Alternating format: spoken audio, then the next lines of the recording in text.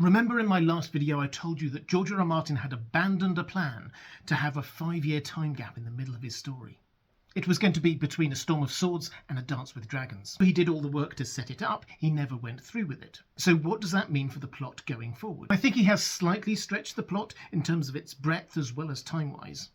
Which means the characters, Arya, Bran, will get a bit more time to train and grow up than they might otherwise have got. Those two in particular will still be very young going into the last books. So their storylines will probably change a bit compared to what George R. R. Martin had initially planned. They'll get a year or two of training rather than the 5 that he'd wanted. Also, some plot lines will surely have been abandoned and others switched onto other characters. A classic example here is Gerald Dane, Darkstar, who appears in the Dornish plotline in A Feast for Crows and A Dance with Dragons. He's a fantastic character, but probably only introduced to take on some of the plotline that otherwise might have been taken on by Ned Dane. Because we don't have a 5-year time gap, Ned Dane is too young to do most of the things that Gerald Dane is doing. And I suspect George will come up with some lore reason for why the dragons can grow so much quicker than he'd originally planned. Perhaps he'll say it's because they get to feast on the remains of what's left over after all those battles. 2 of them are already having a feast in the second siege of Meereen.